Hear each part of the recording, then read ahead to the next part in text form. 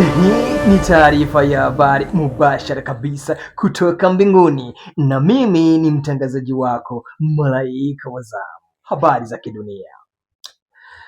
Kijana mmoja aitwaye Kaka Poo anashitakiwa na jeshi la mbinguni kwa kubaka kibibi kizee mpaka kufa. Bibi kizee huyo ameendeleza kampeni ya maombi ya siku 200 baada ya kutaka kumwomba mzee wa siku amgeuze mwanamke yule aliyembaka naye apate kubakwa kama alivyobakwa yeye, yaani jino kwa jino. Taarifa zaidi kutoka duniani. Kijana huyu amekuwa katika hali ya masononeko muda mrefu sana, nami nikawa sina budi kumuuliza nini kilichomjiri. Mwenye bahati mbaya, sasa kila mtu anabaka.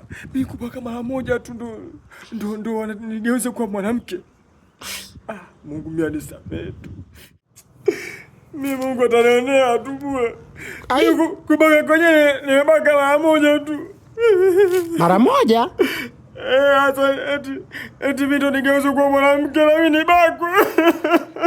Utabakwa kweli. Wewe naye utabakwa. Sio sawa hii bana.